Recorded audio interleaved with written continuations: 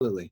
So my background has always been in investments in one form or the other. I didn't actually start in the commercial real estate industry. My first job, or essentially career out of college, was in derivatives trading. I spent a number of years as an equity options market maker, trading on the exchange floor in San Francisco, making two-sided equity markets, predominantly in the Microsoft pit. And so those early years were kind of the formative phase of me kind of learning, really understanding capital markets, seeing supply and demand, and then understanding and gaining appreciation for things such as volatility and pricing risk. And so after a number of years of trading on the floor in the early 2000s, I began my real estate career a lot like many investors out there by just simply doing it myself. I started buying single family homes in California. That was kind of from the 2002 to 2005 period. And so out of that investing experience, then led me to multifamily investing. It was really at that point in 2004 when I'd seen rapid appreciation of California real estate. And being a trader by my background, I like to buy low volatility. I like to sell high volatility. So my rents weren't really moving. My asset values were doubling. And so I viewed volatility as high at that point. And that led me to conduct an analysis in terms of what to do next with 1031 money. And that led me to the conclusion that I should go to Birmingham, Alabama, and begin investing in multifamily.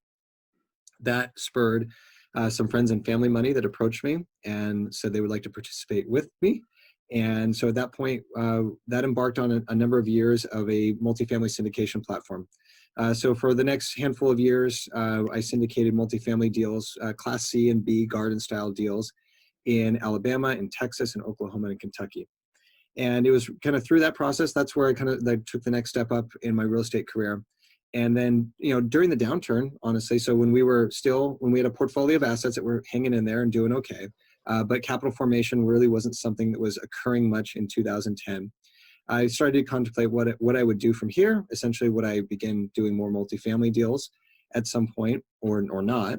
And it was then when a principal of a commercial real estate private equity firm based where I live in Portland, Oregon, approached me and said, "Hey, we're about ready to start doing deals again. We have $1 billion portfolio. We haven't really done much for the last couple of years, but we're ready to start doing deals again. Why don't you just come join us? And you'll learn the institutional, general partner, limited partner game." Of which I said, "Well, I know multifamily. I know how to find it, but I don't really know office, industrial, retail." He said, "Don't worry about that. We'll teach you the domain expertise. You know how to do deals and price risk." So that led to about 4 years at that group. We did about $500 million worth of deals over that period of time. And that really set the stage for what I'm doing now at CrowdStreet, because I got to know the co-founder first, Darren Powderly, and then Torstein, and began discussing with them the possibility of bringing an investment opportunity from my private equity firm that I was with at the time to the CrowdStreet marketplace. And it was in the summer of 14, once the marketplace had launched, but the second deal had just gone live on the platform, that they spoke to me about the need to search for the chief investment officer of the platform, and that they were getting venture capital traction, but this was going to be kind of a key part. And they found the product and marketing person at that time to join, but they really needed this last fourth seat from a kind of key principal perspective. And so I recognized I'd already gone through about 6 months of evaluating the industry, and I thought it had potential, and I thought it would become that online commercial real estate investing would become a real plank of real estate capital markets in the United States. And so I saw a huge opportunity to jump in with a platform that just got started.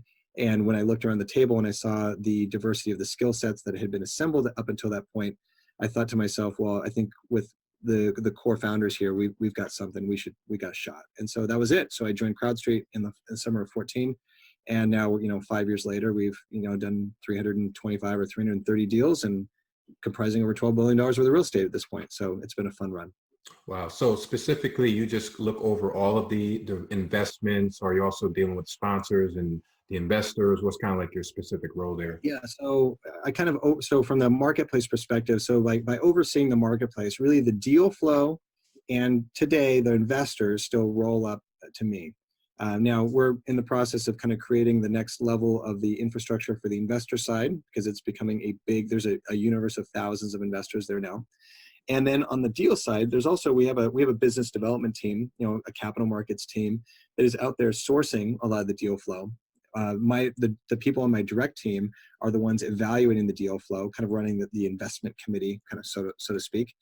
So I directly oversee the evaluation of the investment opportunities, ultimately leading to the decisions on what goes up or does not go up on the marketplace, and then continue to serve as a thought leader to the investor community.